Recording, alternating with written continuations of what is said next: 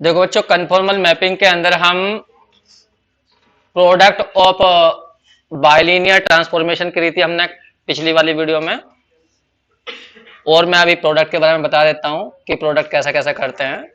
वैसे तो हम पिछली वीडियो में बात कर चुके हैं प्रोडक्ट की। अब हम थोड़ा सा आगे बढ़ेंगे वैसे तो लीनियर ग्रुप के ऊपर। तो उसमें क्या करना है, प्रोडक्ट कैसे की जाती है, मैं बोर्ड पे जा रहा हूं और यहां से इस अपने फोटो को हटा रहा हूं। ठीक है, बोर्ड पे चलते हैं।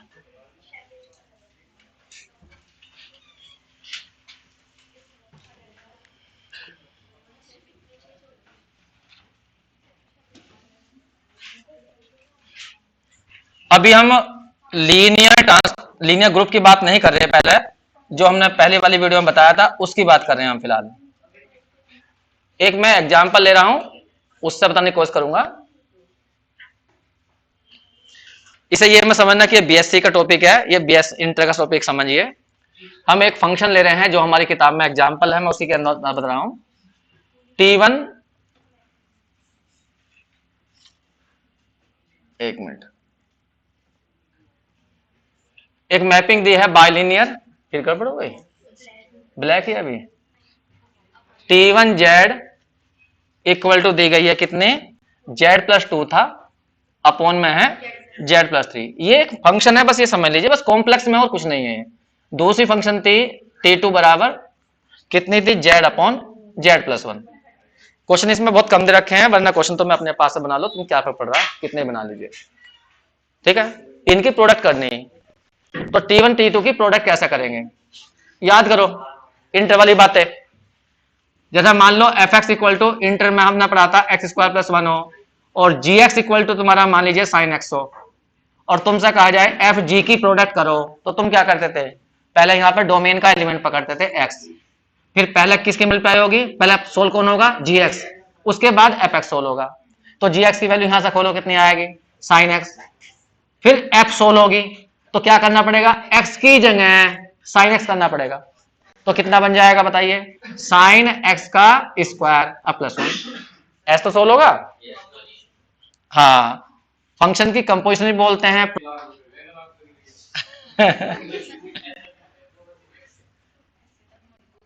हाँ बच्चों, तो ऐसे ही बस बिल्कुल सिंपल जैसा वो कर रहे हैं ये वैसे ही कर रहे हैं। तो यहां पर हम क्या डाल लेंगे, z, फिर उसके बाद पहले सोल कौन सी होगी, T2। T2 कितनी है हमारी, Z/Z+1, इसकी वैल्यू खोल दी। अब T1 सोल होगी। अब T1 में क्या करना है, z की जगह ये सारा भर देना बस। तो भर दीजिए, कितना जाएगा, Z/Z+1 +2 अपॉन Z/Z+1, और यहां आ जाएगा प्लस के 3। अब एलसीएम लेकर सोल्व कर लीजिए, क्वेश्चन हो जाएगा। अगर ऊपर एलसीएम ले तो Z+1 जाएगा, तो Z+2 इंटू Z+1, और अपॉन में आ जाएगा Z+3 इंटू Z+1। ऊपर की तरफ बना तुम्हारा 3Z प्लस के 2, और नीचे बना 4Z प्लस के 3, ये बन गया। तो ये T1 T2 की प्रोडक्ट आई। इस पर ध्यान डालिए, ये T1 एक बाइलिनियर ट्रांसफॉर्मेशन है। बाइलिनियर तुम जानते हो, बाइलिनियर इस टाइप की होती हैं, AZ plus b upon CZ plus d, लेकिन एक शर्त होती है साथ में, क्या, वो ध्यान दो, AD माइनस के BC की वैल्यू 0 नहीं होनी चाहिए। तो चेक कर लीजिए, ये एक बाइलिनियर है, इसमें A पूछना है कोई, तो A की वैल्यू 1 है, और B की वैल्यू कितनी है, 2 है, C की वैल्यू कितनी है, यहां पर 1 है, और D की वैल्यू कितनी है, 3 है। मल्टीप्लाई करो, सोल्व करो, तो डिटरमिनेंट कितना आएगा इसका, नॉट इक्वल टू 0 ही आएगा, क्योंकि यहाँ पर 1 है तो 1 इंटू 3 3, और यहाँ पर 1 है और यहाँ पर 2 है तो -2, कुल मिला कितना आ गया 1, जो कि नॉट इक्वल टू 0 है। तो ये एक बाइलिनियर ट्रांसफॉर्मेशन है, ये एक बाइलिनियर ट्रांसफॉर्मेशन है, इनकी प्रोडक्ट भी एक बाइलिनियर ट्रांसफॉर्मेशन है। चेक करो, ये भी तो इस टाइप की ही है, इस टाइप की। इसका डिटरमिनेंट कितना है बताइए, डिटरमिनेंट कितना है इसका, डिटरमिनेंट आएगा 3 इंटू 3 और माइनस के 4 इंटू 2, ये रहा, कितना आ गया 1, जो कि 0 नहीं है, ये रहा। तो यदि दो बाइलिनियर की मल्टीप्लाई की जाती है तो वो भी एक बाइलिनियर ही आती है। ये हम फर्स्ट वीडियो में बात कर चुके हैं सारी जो है, लेकिन मैं कुछ और बातें कर रहा हूं यहां पर। मैं अपने पास से एक और डाल देता हूं। सपोज करिए मैंने लिया T3, एक फंक्शन और डाल दी मैंने, और मैंने वैसी दफली बड़ी आसान से डाल दी Z, बड़ी सिंपल थी। बता सकते हो इसका डिटरमिनेंट कितना बैठेगा, T3 का 1 बैठेगा। पूरी कर लो इसे, साथ में डालो जीरो, अपॉन में क्या जाएगा, हाँ जीरो जेड और प्लस वन, तो इसका डिटरमिनेंट जो बैठेगा वो बैठेगा वन और माइनस जीरो, कुल मिलाकर वन आ जाएगा। तो मैंने तीन फंक्शन ली, अब मैं तीन की प्रोडक्ट एक साथ करके दिखाता हूं। ये दो हुई, अब हम करेंगे तीसरे की। इसे नोट करोगे क्या तुम? पहले नोट ही कर लो, फिर बाद में करेंगे। अब वो फिर पढ़ाने लगे, वो तो पढ़ाना अलग बात है, वो बात अलग है दोनों। चलो बच्चों, हम बात कर रहे थे, कहाँ चले गए हम, पता नहीं। यही तो दिक्कत है हमारे साथ में, नहीं तो ये ऑफलाइन बेकार है ऑनलाइन ही सही है, बेमतलब की बात में लग जा हम जो है। चलो भाई, T1 और T2 और T3 को गुणा कर देते हैं, अब की बार करके दिखाइए जरा, तीन की गुणा, T1 T2 और T3 की मल्टीप्लाई करनी तीन फंक्शनों की। तरीका वही होता है, यहां पर जेड लीजिए, पहले कौन सोल्व होगी, T3, T3 की वैल्यू निकालिए कितनी बैठेगी, ऊपर देखो D1 T2 और यहां आ जाएगा जेड, ये T3 की वैल्यू जेड थी। अब कौन सोल्व होगी, T2, T2 को सोल्व करना, एक मिनट पहले मैं ब्रैकेट लगा देता हूं, ये पहले इन दोनों को सोल्व कर रहे हैं हम, T2 और T3 को। T2 T3 का मतलब है पहले T3 फिर बाद में T2 और लास्ट में सबसे T1, ठीक है। चलो बताओ यहां पर, हाँ T1 इसकी करो, T2 जेड कहां है, ये रहा, T2 जेड की वैल्यू थी Z upon Z plus one. अब इसकी वैल्यू निकालो, T1 जेड की वैल्यू, जहां T1 है, T1 के अंदर जेड है, जेड की जगह भर दीजिए Z upon Z plus one, कितना आया था, जेड प्लस नहीं Z upon Z plus one और प्लस के टू अपॉन कितना आया था, Z upon Z plus one plus के थ्री, सोल्व करके बताओ कितना आया था, three Z plus two upon four Z plus three आया। अब ठीक है, अब मैं इसका ऑर्डर चेंज कर रहा हूं, मतलब मैंने पहले T2 और T3 करी, अब की बात तो मैं करनी है T1 T2 की और लास्ट में करनी है T3 की, सही है। मतलब मैं ये दिखाना चाहता हूं कि इसके अंदर एसोसिएटिव प्रॉपर्टी काम करेगी, ये करना चाहते हैं आपके बारे में। तो मतलब पहले T1 T2 करनी है तुम्हें, जो आ जाएगा फिर T3 के साथ करनी है, सही है। नमस्ते गुड़िया, देखो ये सोल्व कैसा होगा उसे ध्यान से सुनना। यहां पर मैंने जेड डाला, बताओ इसे एक फंक्शन मानो पूरी को और इसे एक फंक्शन मानो, तो पहले कौन सोल्व होगी, पहले सोल्व तुम्हारी T3 होगी। T3 की वैल्यू बताओ क्या है, T1 T2 T3 की वैल्यू कितनी थी, जेड। अब इसकी वैल्यू बतानी, इसकी वैल्यू तुम इससे निकाल लो, जहां तुमने T1 T2 कराया था, ये रहा T1 T2 ये कराया था, इससे निकालो सीधे भाई, इसे अपने दिमाग में एक फंक्शन मानो ना, तो जहां जेड है वहां क्या भर दो, जेड ही भर दो, तो यही तो आ जाएगी फिर भी। तो मेरा कहने का मतलब है यहां पर भी फिर भी कितना जाएगा, थ्री जेड प्लस के two upon four Z plus three आएगा। मतलब ये कहना चाह रहा हूं मैं, फंक्शनों की प्रोडक्ट के अंदर चाहे वे बाइनरी हो, कैसी फंक्शन हो, हमेशा एसोसिएटिव प्रॉपर्टी काम करती है। और तुमने ये इंटर पढ़ रखा, यहां से नहीं पढ़ रखा कि तीन फंक्शन, कोई भी फंक्शन हो तो फंक्शन की प्रोडक्ट में हमेशा ही एसोसिएटिव प्रॉपर्टी काम करेगी ही, ठीक है। तो इसे नोट करना है तुम्हें, जल्दी नोट करो, मैं इसे ऐसे समझाने का दोस्तों। देखो बच्चों, ये सारा काम हम जो है एक शॉर्टकट से भी कर सकते हैं। मैंने कल बताया था इन्हें कि बाइलिनियर ट्रांसफॉर्मेशन को एक मैट्रिक्स की फॉर्म में लिख सकते हैं। जैसा हमारी ये T1 जेड लिखी हुई है, तो मैं इसे एक मैट्रिक्स बना रहा हूं, और मैट्रिक्स बनाने का तरीका क्या होता है, बड़ा इजी तरीका है। देखो ऊपर देखो यार, जेड के साथ में कितना है, वन, और फिर जो पीछे लिखा हुआ वो टू है, ये तो आएंगे फर्स्ट रो में, मतलब न्यूमरेटर में फर्स्ट रो और डिनोमिनेटर में सेकंड रो। नीचे जेड के साथ में कितना है, वन, और यहाँ थ्री। तो इस वाली मैपिंग को, पहले वाली T1 जेड को हम लिख सकते हैं मैट्रिक्स फॉर्म में ऐसे। इसका मैं T1 जेड ना कह के इसको ए मैट्रिक्स बोल दूं, ठीक। इससे बना लो, इससे बनाओ, इससे बी मैट्रिक्स, तो इससे बी मैट्रिक्स क्या बन जाएगा तुम्हारा, हाँ ऊपर वन और जीरो और नीचे वन वन।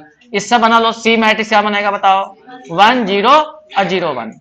अब जैसा कि मान लीजिए तुम्हें देखना है एसोसिएटिव प्रॉपर्टी देखनी है, तो ए बी इंटू सी, ये तो होता है।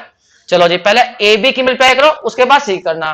तो ए बी की मल्टीप्लाई करके दिखा दो मुझे, तुम करो, फर्स्ट रो फर्स्ट कॉलम करो, वन और टू थ्री आ गया, फर्स्ट रो सेकंड कॉलम बोलो टू, इसमें सेकंड रो फर्स्ट कॉलम करना फोर, इसकी करना लास्ट वाले में थ्री। अब रह गया सी, अब सी की मल्टीप्लाई करो करो, ये रहा हमारा ये, 80 हमारा लास्ट में करियो, फर्स्ट रो फर्स्ट कॉलम ये आ जाएगा, और यहाँ जीरो यहाँ वन, ये बन गया। 4 आएगा, गलती होगी यहाँ 4 और यहाँ पे 3 और ऊपर 2, ये आ गया, ये तो आ गया। ठीक है, तो हमने देखा ए बी सी की मल्टीप्लाई करने पर ये मैट्रिक्स बना। ऐसा फिर दोबारा से बाइलिनियर बनाना, वापस बाइलिनियर क्या बनेगी, 3z प्लस 2 अपॉन में क्या जाएगा 4z प्लस 3। देखो आंसर देखो, ये नहीं आ रहा। या अब ऐसा करके देख लो, ए की बाद में करना, पहले बी और सी की कर लो, करो बी और सी की कितनी बैठेगी, बी एरा और सी एरा मल्टीप्लाई करो, 1 0 1 1 ये आ गया। अब ए की करो, ए तुम्हारे सामने ये रहा, कितना है 1 2 और 1 3। इसकी करो किसके अंदर 1 0 और 1 1 में करिएगा, कितना बैठेगा, फर्स्ट रो फर्स्ट कॉलम 3, फिर फर्स्ट रो सेकंड कॉलम 2, फिर सेकंड 4, फिर 3, ये आ गया। अब देखो इसे देखो और इसे देखो, इसे फिर बना लो बाइलिनियर, तो 3z प्लस के 2 अपॉन में आ जाएगा 4z प्लस के 3। तो मतलब ये सारा काम जो है, मैपिंग वाला काम जो है, तुम सारा का सारा मैट्रिक्स बनाकर भी कर सकते हो। अगर वो कहता है इस मैपिंग का इनवर्स बताइए, तो तुम इसको ए में बदल दो और ए में बदल के ए मैट्रिक्स का इनवर्स निकाल दो, तो वो इस मैपिंग का इनवर्स निकल जाएगा।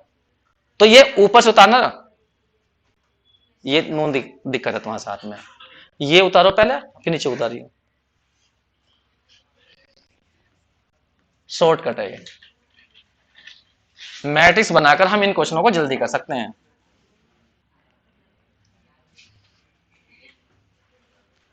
देखिए एक थ्योरम है ये, the set of bilinear transformation. एक सेट बनाइए जिसके अंदर बहुत सारी बाइलिनियर ट्रांसफॉर्मेशन हो, और सेट को नॉन एबिलियन ग्रुप चेक करिए अंडर प्रोडक्ट ऑफ मैपिंग के। मल्टीप्लिकेशन कह दीजिए या प्रोडक्ट बोल दीजिए, रिजल्टेंट भी कहते हैं, कंपोजिशन भी बोलते हैं। अब हमें सारी बातें करनी पड़ेंगी, क्लोजर प्रॉपर्टी और उसके बाद एसोसिएटिव प्रॉपर्टी, उसके बाद आइडेंटिटी और इनवर्स। कर लिया, बस 1 मिनट रुक जाइए, बाद में उतारते रहना। Let G T such that T is a bilinear transformation. ये लिखा मैंने एक सेट जिसके अंदर क्या है, टी बता दिया टी है, लेकिन टी क्या है, एक बाइलिनियर ट्रांसफॉर्मेशन है। ये भी कह सकते हो is the set of bilinear transformation. ठीक, अब मुझे ऐसा ग्रुप चेक करना है। पहले चेक करते हैं क्लोजर प्रॉपर्टी। क्लोजर प्रॉपर्टी कहती है इस जी के 2 एलिमेंट पकड़ो, तो 2 एलिमेंट है क्या, बाइलिनियर ट्रांसफॉर्मेशन। तो मैंने कहा मान लो T1 और T2 2 एलिमेंट है किसके, जी के, तो मुझे इनकी प्रोडक्ट करनी है, और प्रोडक्ट करने के बाद वो जी में ही जाना चाहिए। अभी हमने चेक करा कि 2 बाइलिनियर की प्रोडक्ट करते हैं तो वो एक बाइलिनियर ही बनता है, और जब ये बाइलिनियर बनेगा प्रोडक्ट करके तो जी में जाएगा, क्योंकि जी सेट किसका है, बाइलिनियर ट्रांसफॉर्मेशन का। तो इसलिए इसमें करके दिखाने की जरूरत नहीं है, वरना फिर तुम अलग से पकड़ोगे बाइलिनियर पे गुणा करोगे, वही बात आ जाएगी। सीधा लिखेंगे we know that product of 2 bilinear transformation is also bilinear transformation। ठीक है, तो मैं यहां पे ये लिख रहा हूं let T1 T2 belongs to G, then T1 T2 belong कर जाएगा अपने आप ही किसके अंदर, जी के। बस इसका रीजन देना तुम्हें, सेंस क्या लिख दोगे, product of 2 bilinear transformation is also bilinear transformation. Note करिए जल्दी से।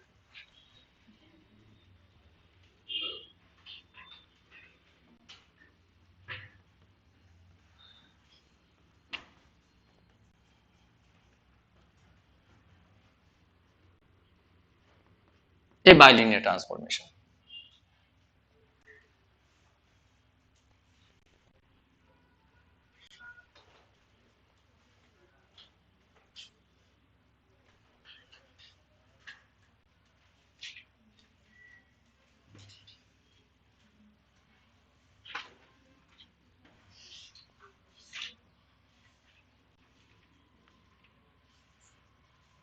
एसोसिएटिव प्रॉपर्टी, अभी हमने एग्जांपल चेक करी थी, और वैसा भी हम 12 से चेक जानते हैं कि फंक्शंस चाहे कैसे भी हो, फंक्शंस के अंदर हमेशा ही एसोसिएटिव प्रॉपर्टी काम करती है। फंक्शन को यहां पर हमने देखा था, अभी बाइलिनियर को हमने मैट्रिक्स में चेंज करा था, और तुम्हें पता होगा मैट्रिक्स की प्रोडक्ट में भी एसोसिएटिव प्रॉपर्टी काम करती है, लेकिन मैट्रिक्स की प्रोडक्ट के अंदर कम्यूटेटिव प्रॉपर्टी वो काम नहीं करती। समझ में आ गई तुम्हें? तो यहां पर भी मैं डायरेक्ट लिखूंगा we know that set of function is associative. Function कह दीजिए, बाइलिनियर बोल दीजिए। We know that set of functions, क्योंकि बाइलिनियर भी फंक्शन ही तो हैं।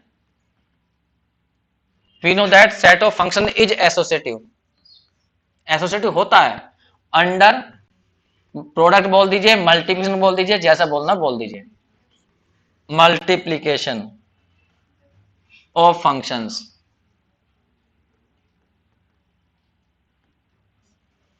मैंने लिख दिया है सेट जो होता है फंक्शंस का वो हमेशा ही एसोसिएटिव होता है अंडर मल्टीप्लीकेशन के।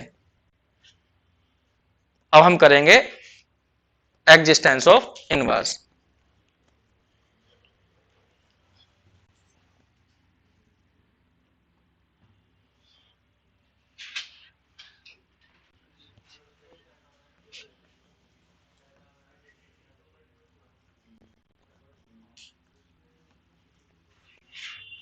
ध्यान देना, late T1 belongs to G।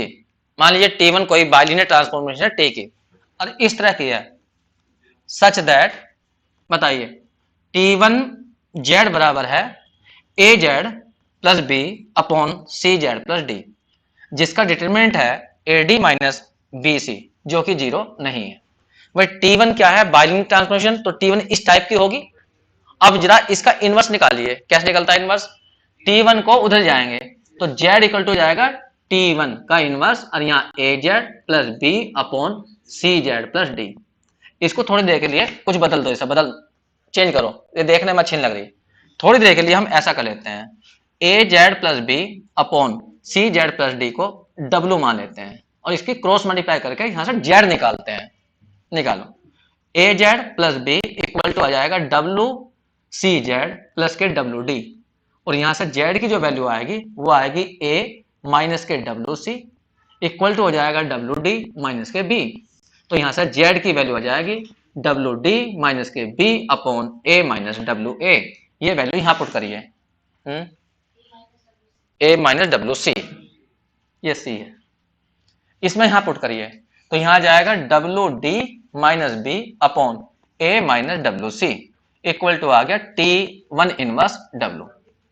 तो यहां पे देखिए T1 इनवर्स W की वैल्यू ये बैठी, WD माइनस के B अपॉन, हाँ, A माइनस के WC। इसे सही से लिखिए, थोड़ा सा सजा गया, जिससे कि हम ये चेक बता सकें कि जो ये इनवर्स निकला है ये भी एक बाइलिनियर ही है। D मैंने यहां पे लिखा, W यहां लिखा, प्लस के लिखा माइनस के B, और अपॉन में देखें यहां लिखा मैंने माइनस के C इंटू W और प्लस के A। चेक करिए क्या ये बाइलिनियर फॉर्म में है या नहीं है। बस अंतर इतना हो गया, जहां Z होना चाहिए वहां पे क्या है, W आया है। ठीक, अब इसका कोई पूछने इसका डिटरमिनेंट बताइए, इसका डिटरमिनेंट होता क्या है। हाँ, इसका जो डिटरमिनेंट है वो बैठेगा D इंटू में A, और इसकी मल्टीप्लाई कर दो माइनस के B और इंटू में माइनस के C। ये सोल्व करिए, कितना आ जाएगा, AD माइनस के BC। ये रहा। अब ऊपर देखो, अभी हमने लिखा था AD माइनस BC जीरो नहीं है, तो यो भी जीरो नहीं होगा। मैंने बता चुका था पहली वाली वीडियो में कि जो मैपिंग बाइलिनियर होती है उसका इनवर्स भी हमेशा ही बाइलिनियर होता है। तो इससे हमने क्या प्रूव कर दिया कि T इनवर्स क्या है, एक बाइलिनियर ट्रांसफॉर्मेशन है, और T इनवर्स यदि बाइलिनियर है तो T इनवर्स कहां गई, G में गई। इसका मतलब ये हुआ अगर T1 G में है तो उसका इनवर्स भी G में है, तो इनवर्स एग्जिस्ट कर रहा है यहां पर। एक प्रॉपर्टी और रह गई है एग्जिस्टेंस ऑफ आइडेंटिटी वाली, ये नोट कर लिया, एग्जिस्टेंस ऑफ आइडेंटिटी।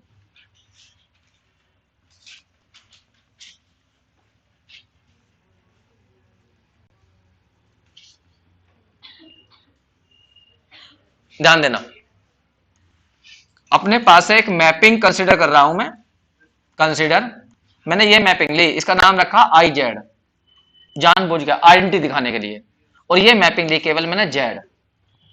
चेक करिए क्या ये बाइलिनियर है, 1 into Z plus 0 upon 0 into Z plus के 1 है ये बाइलिनियर। तो ये एक बाइलिनियर है, इज बाइलिनियर ट्रांसफॉर्मेशन। अगर ये बाइलिनियर ट्रांसफॉर्मेशन है तो 100% ये जी में हुई। इसका मतलब जो हमने आई जेड पकड़ा है ये किसके अंदर है, जी के अंदर है। तो मैंने अभी ये शो करा कि ये जो मैपिंग ली गई है ये जी के अंदर है। अब मैं जी की कोई दूसरी मैपिंग लेता हूं अपने पास से अलग से। मैंने कहा लेट, मान लीजिए T1 जेड पकड़ी मैंने और ये पकड़ी इस टाइप की ए जेड प्लस के बी अपॉन सी जेड प्लस के डी। ये मैंने जी की कोई दूसरी मैपिंग पकड़ी, मतलब बाइलिनियर ट्रांसफॉर्मेशन पकड़ी मैंने जी की। इसके साथ में कंडीशन होगी एडी माइनस बीसी की वैल्यू 0 नहीं हो सकती। अब देखिए ध्यान दीजिए, अगर ये तुम कह रहे हो कि ये आइडेंटिटी है तो आइडेंटिटी की विशेषता क्या होती है, आइडेंटिटी की विशेषता जी के किसी भी एलिमेंट में करिए तो वही एलिमेंट चाहिए। तो मैं आई की मल्टीप्लाई टी में करना चाहता हूं T1 में, तो आंसर T1 ही आना चाहिए। ठीक है, पहले तो मैंने आई को उसके जी के अंदर लाके दिखा दिया, एग्जिस्टेंस वाली बात सही हो गई। अब आइडेंटिटी वाली बात तभी सही होगी जब इसके अंदर आइडेंटिटी का गुण होगा। गुण क्या होता है किसी भी आइडेंटिटी का, कि ए में गुना ई की कर रहे हो, ई में ए की कर रहे हो तो ए ही आना चाहिए। ये आइडेंटिटी की विशेषता होती है। और एग्जिस्टेंस और आइडेंटिटी, एग्जिस्टेंस का मतलब वो उस सेट के अंदर भी होनी चाहिए। तो ये हमने पहले तो आइडेंटिटी उसके अंदर एग्जिस्ट करा दिया यहां पर। अब हम आइडेंटिटी का विशेषता बता रहे हैं। आई इंटू T1 सोल्व करना तो पहले जेड सोल्व करना पड़ेगा। बताइए T1 जेड की वैल्यू क्या है, ऊपर देखो, हाँ ये रही ए जेड प्लस बी अपॉन सी जेड प्लस डी, ये आ गया। अब तुम्हें सोल्व करना आई को, आई जेड बराबर किसके है, जेड के। तो जेड की जगह है इसके अंदर, जेड की जगह है क्या भर दो, ये सारा भर दो तो यही आ जाएगा। कहने का मतलब यही आ जाएगा। ये छोड़ दो इसको, लिखो ही मत। अब यहां पर लिख दो, चल लिखो, हाँ ए जेड प्लस बी अपॉन सी जेड प्लस डी, ये आ गया। ये तो बैठ गया। इसको ध्यान से देखे, ये वैल्यू तो इसकी भी है, इसकी ये ना रही, तो इसकी जगह क्या लिख सकता हूं पूरे की जगह T1 जेड। अब दोनों साइड से जेड हटा दो, जब दोनों साइड से जेड हटाओगे तो आई T1 जेड बराबर हमने क्या लाए, T1 जेड ही लाए, जेड हटा दीजिए तो इससे क्या सिद्ध हो गया कि आई की मल्टीप्लाई T1 में करने पर T1 आ गया। ये तो आ गया। तो ये आइडेंटिटी की प्रॉपर्टी भी सेटिस्फाई हो गई। उल्टा भी करना चाहो दूसरी तरह से कर दीजिए। देखिए यहां तक हम इसको ग्रुप चेक कर चुके हैं कि हाँ जी वास्तव में ग्रुप है। अब दिखाना था नॉन एबिलियन, तो एक प्रॉपर्टी और शो करनी है हमें, क्या, कॉम्यूटेटिव प्रॉपर्टी। नेक्स्ट नंबर डालोगे, पहले यहां पे लिख देना हैंस करके, hence G is a group. Number 5 commutative property.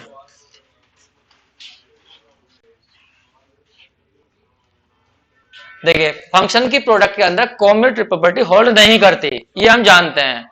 जब किसी चीज को फेल करना होता है तो उसके लिए एग्जाम्पल दे दीजिए, बस उससे ही फेल हो जाती है वो। तो यहां मैं तुम्हें एग्जाम्पल दूंगा और उससे से फेल करके दिखाऊंगा। मान लीजिए एक मैंने मैपिंग ये ली, टी जेड इक्वल टू, वैसे ही ले रहा हूं मैं 3z प्लस के 2 अपॉन में जेड प्लस के 1। बताइए मैंने ये बाइलिनियर ली है या नहीं ली, ये बाइलिनियर है या नहीं है, बहुत बढ़िया, ये जी के अंदर होगी। डिटरमिनेंट बोलना इसका कितना लिया, हाँ 3 माइनस के 2 कुल मिलाकर 1, ये लिया। अब मैंने दूसरी पकड़ी अपने पास से ही, ये पकड़ी मैंने 4z प्लस के 3 और अपॉन में 7z प्लस के 2। बताइए ये भी जी में होगी या नहीं होगी, बाइलिनियर देखो चेक करो। ठीक, इसका डिटरमिनेंट कितना है, कितना, 8 माइनस के 21 और कुल मिलाकर आ जाएगा माइनस के 13, ये आ गया। अब तुम्हें T1 T2 की मल्टीप्लाई करनी है एक बार, तो फिर करनी है T2 और T1 की। मैट्रिक्स से करोगे या ऐसे करोगे, मैट्रिक्स से करते हो, ठीक है जी। पहली वाली का मैट्रिक्स बनाओ, T1 का मैट्रिक्स बना के दिखाओ क्या बनेगा। ए नाम रख रहा हूं मैं उसका 3 2 और 1 1, और बी का बना के दिखाओ, T2 जेड इक्वल टू हो जाएगा बी मान लीजिए, हाँ 4 3 और 7 2। तो पहले तुम्हें मल्टीप्लाई करनी है ए इंटू बी की, करके दिखाओ। ए इंटू बी की जब मल्टीप्लाई करोगे तो क्या बनेगा, 3 2 1 1 और 4 3 7 2। करेगा जल्दी जल्दी, पहले वाला फर्स्ट रो फर्स्ट कॉलम 26 लिख दो, फिर आगे देखो 13, फिर देखो नीचे 11, 5, ये आ गया। अब जरा बी ए करना, बी की ए में पहले बी लिखना 4 3 7 2 और इधर लेना कितना 3 2 और 1 1। अब जरा करना, ये T1 और T2 की मल्टीप्लाई है। हाँ इसे कितनी आई 3, 15, 11, फिर आ जाएगा 21 और 2 23 और 16। अब देखो ऊपर देखो नीचे देखो, सेम आगे नहीं आए। इसका मतलब यहां हम कह सकते हैं देखो ए बी और बी ए की प्रोडक्ट सेम नहीं आई। इसका मतलब ये T1 T2 की मल्टीप्लाई थी, T1 T2 की, और ये थी हमारी T2 और T1 की, सेम नहीं बैठी। इसलिए हम कह सकते हैं कि जी जो था वो एबिलियन ग्रुप नहीं हो सकता, वो नॉन एबिलियन है।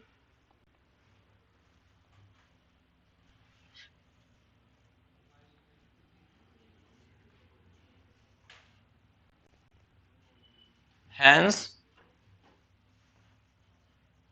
G is non-abelian।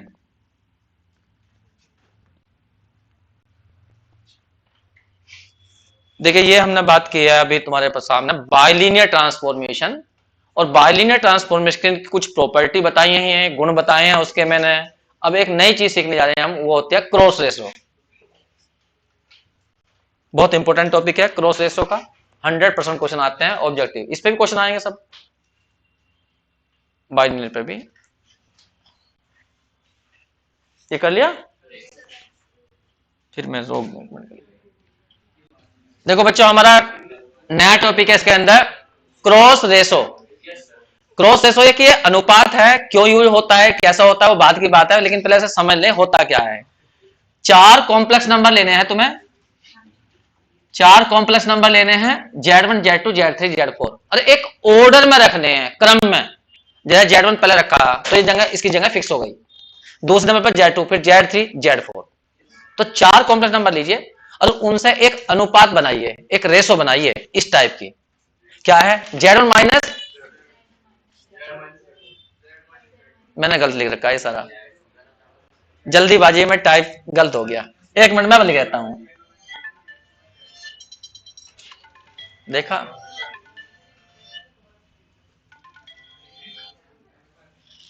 एक मिनट रुको मैं लिख देता हूं। ये ऐसा लिखा जाता है, देखो ध्यान देना, जैसे Z1 Z2 Z3 Z4 4 number हैं कॉम्प्लेक्स नंबर, अरे क्रम में लिखे हुए हैं। तो जब मेरी बात सुनना, पहले पहले जाएंगे Z1 से Z2 की ओर, Z1 माइनस Z2, फिर नीचे आएंगे, पहले ऊपर लिखा जाएगा ये फैक्टर, फिर नीचे आएंगे, फिर Z2 माइनस Z3 यहां जाएंगे, ठीक है। फिर उसके बाद Z3 माइनस Z4 जाएंगे, लेकिन ऊपर जाएंगे अब Z3 माइनस Z4, फिर नीचे आएंगे Z4 minus Z1, Z4 minus Z1। पहले तुम्हें यहां जाना है, फिर सेकंड नंबर पर यहां जाना है, फिर थर्ड नंबर पर यहां जाना है, फिर फोर्थ नंबर पर यहां जाना है। तो ये एक रेशो बनाई गई है, इस रेशो को ही बोलते हैं क्रॉस रेशो, ठीक है। तो अब तुम्हें मुझे ये बताना है कि इन 4 नंबरों से इस तरह से कितने तरह की रेशो ऐसे अनुपात बना सकते हैं। जब तुम Z1 से Z2 गए, अगर मैं इनका क्रम बदल दूं, पहले Z2 ले लूं, फिर Z1 ले लूं, फिर Z4 ले लूं, फिर Z3 ले लूं, ऐसे क्रम में सजा लूं, तो अब बनाइए क्रॉस रेशो, क्या बनेगी बोलो, Z2 माइनस Z1, फिर नीचे आएंगे Z1 माइनस Z4, फिर ऊपर जाएंगे Z4 माइनस Z3, फिर नीचे आएंगे Z3 माइनस Z2। ये एक नई क्रॉस रेशो बन गई। तो ऐसे 4 नंबरों को तुम इस तरीके से कितनी तरीके से सजा सकते हो, लिखा मैंने, रहा कहां लिखा, ये रहा। इस तरह से हम फैक्टोरियल 4 24 तरह से क्रॉस रेशो बना सकते हैं, समझ गए तुम। उन 4 नंबरों को लीजिए और ऐसे सजाइए एक क्रम में, ठीक है। तो ऐसे 24 तरीके से सजा सकते हैं। उन 24 में से 6 ऐसी क्रॉस रेशो होंगी, 6 तरीके ऐसे होंगे जो अलग अलग होंगे, बाकी सारे रिपीट होंगे। देखिए जैसे तुमने इसे सजाया, ये तरीका लगाया, तुमने ऐसे सजाया, हो सकता है इसकी टोटल वैल्यू सोल्व करने के बाद ऊपर वाले तरीके के बराबर आ जाए, या हो सकता है दोनों अलग अलग। Z3 माइनस Z2, हाँ Z2, ठीक है। अब यहां देखो मैंने लिख दिया, फिलहाल तो मैं बाद में करूंगा क्वेश्चन जो है क्या कहा मैंने यहां पे। मान लो जो 6 तरीके हैं, 6 तरीके जो हैं जिनसे वैल्यू अलग अलग आएगी। बाकी 24 तरीके होंगे ना, तो 24 में 6 निकाल दो, 28 तरीके ऐसे होंगे जिनसे सेम वैल्यू आएगी। तो ये 6 तरीके कैसे ढूंढोगे तुम जिनसे अलग वैल्यू आएगी? किसी भी एक क्रम को लेकर सोल्व कर लेना, किसी एक को लेकर उसकी वैल्यू निकाल लेना। मान लो वो वैल्यू लैम्बडा आई, मैंने लिखा कि मान लीजिए किसी भी तुमने ऑर्डर में लेकर एक रो से तो निकाल ली, उसकी वैल्यू कितनी आई? लैम्बडा आई। बाकी ये आएगी, एक आएगी लैम्बडा अपॉन लैम्बडा माइनस 1, एक बैठेगी 1 माइनस लैम्बडा, 3 हो गई, एक लैम्बडा हो गई और 2 ये हो गई, 3 हो गई, और 3 इनके उल्टा होंगे। क्या होंगे? एक 1 पहले वाले की 1 अपॉन लैम्बडा, दूसरे वाले का उल्टा कर दो इस वाले का, ये आ जाएगी, तीसरे वाले का उल्टा कर दो, ये वाली बैठ जाएगी। ये रिवर्स करनी है। समझ में नहीं आई बात तुम्हें? कोई बात नहीं है, तुम इतना उतार लिया। एक मिनट, मैं क्या कह रहा हूं वो समझाए। ये तुमने उतार लिया ना, सुनो मैं तुम्हें एक एग्जांपल देता हूं। Z1 की वैल्यू ये है, मैं सीधा एग्जांपल देता हूं। Z1 की वैल्यू मान लीजिए आई है, Z2 की वैल्यू 1 प्लस आई है, Z3 की वैल्यू मान लीजिए आई माइनस के आई है, Z4 की वैल्यू मान लीजिए 4 2, चलो 2 ही है, बस सिंपल ले लिया मैं आसान से। ठीक है, क्रॉस रेशो बना के दिखाओ, कितनी क्रॉस रेशो बना सकते हैं? पहली बना रहा हूं, first cross ratio. Cross ratio तो क्रॉस रेशो में होता क्या है? पहले इन चारों नंबरों को एक क्रम में सजाना। वो छूट है तुम्हारी, किसी भी क्रम में सजा लो, पहले किसी को भी ले लो, बताओ किसको लेना चाहते हो? Z1 को या किसको? बोल, चलो Z1 को, फिर दूसरे क्रम में Z2 को, Z3 को, फिर Z2 को, Z4 को। तुमने एक क्रम में लिए, अरे छोटे ब्रैकेट में लिखना, ऐसे छोटे ब्रैकेट में, तो ये क्रॉस रेशो का संकेत होता है। छोटे ब्रैकेट में लिखिए, क्रम में लिखिए। तो ऐसे कितने क्रम बना सकते हो तुम? 24 बना सकते हो। जब तुमने पहले Z1 रखा, Z1 को ही पहले रखा, ओ बनाइयो, हाँ Z2, Z3, Z4, अब फिर Z1 को पहले रख बनियो, Z2, Z4, Z3, फिर Z1 को पहले रख के बनाइयो, Z2 कितना, Z3, Z4, Z2, और बनाइयो Z1 को पहले रख के, Z1, Z4, Z2, Z3, ये तो है। और बनाइए Z1 को पहले रख के, Z4, Z3, Z2, समझ लो तुम? ऐसे इतने 24 तरीके बनाए जा सकते हैं। अब यदि इनकी वैल्यू निकाली जाए सबकी, तो जरूरी नहीं है कि सब अलग अलग आए। मैंने कहा कुल 6 ऐसे होंगे जिनकी वैल्यू अलग अलग बैठेगी, बाकी सब रिपीट होंगी। जरा मान लो इसकी वैल्यू निकालनी है, तो इसकी रेशो बना के दिखाइए। पहले वाले की क्या रेशो बनेगी बोलो? Z1 माइनस, बहुत बढ़िया, फिर नीचे आएंगे Z3 माइनस, ऊपर जाएंगे Z2 माइनस, Z4, फिर नीचे आएंगे Z4 माइनस Z1। ये इससे सजाना सेकंड वाले को, Z1 माइनस Z2, फिर Z2 माइनस Z2, अच्छा नीचे, हाँ Z2 माइनस Z3, फिर ऊपर Z3 माइनस Z4, फिर नीचे Z4 माइनस Z1। ये रहा। अब इनसे जब ये तुम Z की वैल्यू ये भरोगे, ये Z1 Z2 की वैल्यू ये भरोगे, कि जरूरी है कि सेम आए आंसर? अलग हो सकता है। तो मैंने कहा कि इनमें से 24 में से केवल 6 तरीके ऐसे होंगे जो अलग होंगे। अब वो कहने लगे 6 वैल्यू ढूंढ के दिखाओगे कौन कौन सी हैं। तो 6 वैल्यू ढूंढने का तरीका बड़ा आसान सा है, पहले एक को सोल्व कर लो, किसी एक को, जैसे ये सोल्व कर ली, और जो भी वैल्यू आई उसकी लैम्बडा मान लो। हो सकता है ये वैल्यू सोल्व करने के बाद, और ये वैल्यू भरनी तो नहीं है, Z1 Z2 की वैल्यू यहां भर लियो, सोल्व कर लियो, ठीक है। अब ये हो सकता है केवल रियल हो सकता है ये कॉम्प्लेक्स हो, 3 + 4 आ गया, तो कुछ भी हो सकता है लैम्बडा की वैल्यू जो भी आएगी, ठीक है। तो जो बाकी जो बच्चे 5 उनकी वैल्यू क्या जाएगी, वो मैंने यहां लिखी थी। एक लिखी थी कितनी, लैम्बडा अपॉन लैम्बडा माइनस 1, एक लिखी थी 1 माइनस लैम्बडा। तो एक ये हो गई, 2 ये हो गई, 3 हो गई, 3 इनका उल्टा कर देना, तो 6 वैल्यू निकलेंगी। समझ में आ गई बात तुम्हें? तो फिलहाल थोड़ा रफली उतार लो हल्का सा, और एक आधी क्रॉस को सोल्व करके देख लियो, फिर बाद में बात